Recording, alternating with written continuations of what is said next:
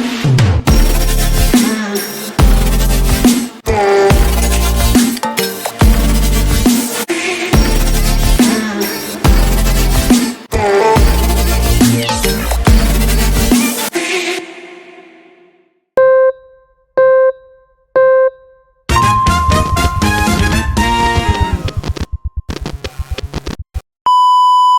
semuanya, selamat datang di podcast Sepenting dengan saya Rina Dipa Sestari.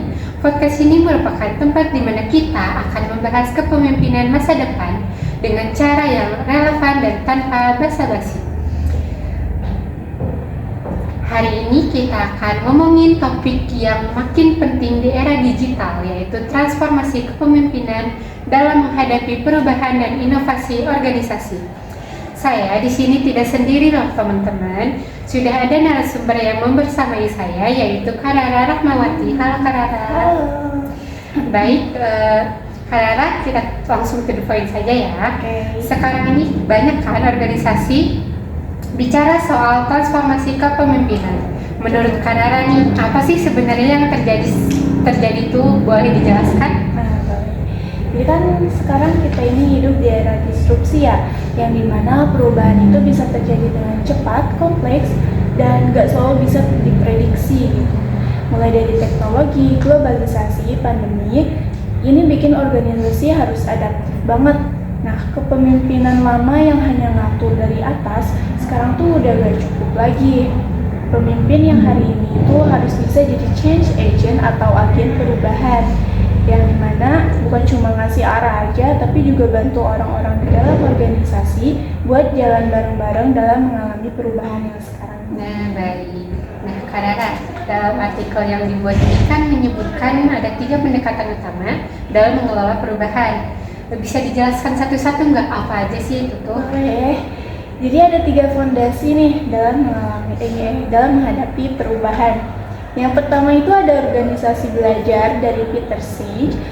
Intinya tuh organisasi yang sukses bukan hanya mampu belajar terus-menerus, tapi bisa juga menjadikan pembelajaran ini sebagai budaya, bukan hanya sekedar program aja. Yang kedua ada model ADKAR. Ini tuh fokus pada bagaimana sih individu mengalami perubahan. Jadi ada 5 tahap, yaitu awareness, kesadaran, desire, kemauan untuk berubah, knowledge, tahu caranya dalam menghadapi perubahan, ability, mampu dalam menghadapi perubahan, dan yang terakhir itu reinforcement, penguatan agar perubahan ini bisa bertahan. Lalu model fondasi yang ketiga yaitu pendekatan top down dan bottom up. Artinya tuh perubahan itu nggak bisa hanya datang dari atas, harus ada kombinasi mulai dari visi dari pimpinannya, tapi juga partisipasi dan inisiatif dari level bawah. Itu yang bisa bikin perubahan ini bisa berkelanjutan. Baik. Nah, sekarang tuh kan karena banyak ya organisasi tuh takut untuk berubah. Nah, dalam artikel ini tuh bisa dibilang soal resistensi. Nah, gimana sih cara pemimpin menghadapi hal itu? Nah, betul. Jadi resistensi ini tuh kan negatif ya. Kadang itu juga merupakan sinyal atau komunikasi yang belum nyampe, atau juga visi yang belum jelas. Pemimpin harus jago nih dalam mengelola emosi dan empatinya. Kuncinya tuh ada di komunikasi. Harus terbuka, konsisten, dan 2 arah.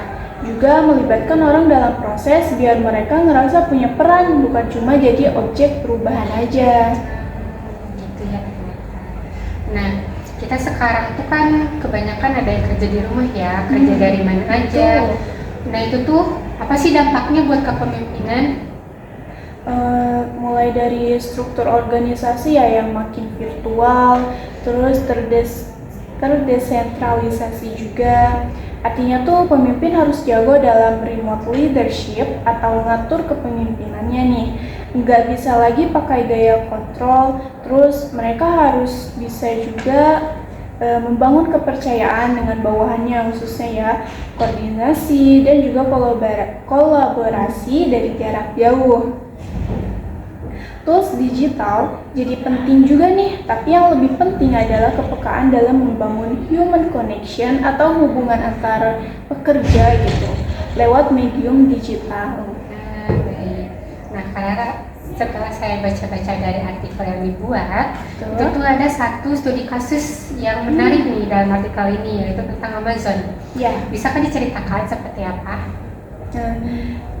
Amazon ini tuh jadi contoh nyata organisasi yang berhasil mengintegrasikan teori ke praktik. Mereka melatih para pemimpinnya dengan pendekatan digital, mulai dari menggunakan virtual reality dan e-learning buat latih kepemimpinan digitalnya.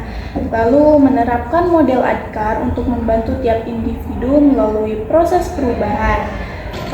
Mereka juga pakai data real time untuk evaluasi dan penguatan. Yang tadi itu reinforcement. Dan yang terakhir itu mereka juga kuat nih dalam mentoring dan proyek lintas tim globalnya dalam membangun budaya yang kolaboratif. Semua itu tuh bikin Amazon tetap agile dan inovatif walaupun organisasinya besar dan tersebar di seluruh dunia. Karena takutnya yang nonton pada bingung Iya. apa yang tadi disampaikan. Kalau akan kita rangkum, kepemimpinan di era digital ini butuh skill apa aja sih, Karara? Nah, di era sekarang itu mereka harus punya 3 kompetensi yang utama. Yang pertama itu strategic thinking, bisa melihat ke depan nih dan membuat arah yang jelas buat rencananya ke depannya. Yang kedua itu ada digital fluency, paham akan teknologi, bukan cuma ngerti tools, tapi ngerti dampaknya buat tim dan proses dalam kerjanya.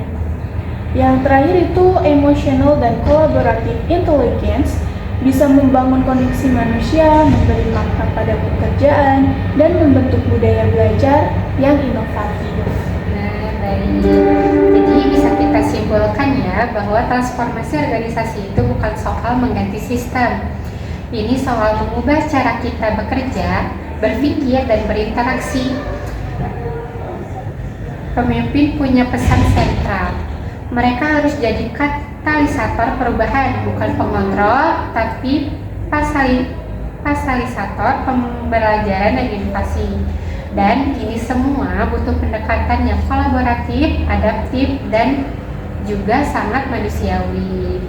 Iya. Baik, segitu saja segmen untuk podcast hari ini. Terima kasih kepada Pak Karata. Iya, sama-sama. Insight-nya tuh daging semua ya, Kak ya. Iya dong. Buat kamu yang dengerin ini, ingat pemimpin hebat di masa depan bukan yang paling tahu segalanya, tapi yang paling bisa belajar dan membuat orang lain berkembang. Sekian podcast hari ini, sampai jumpa di episode yang lain.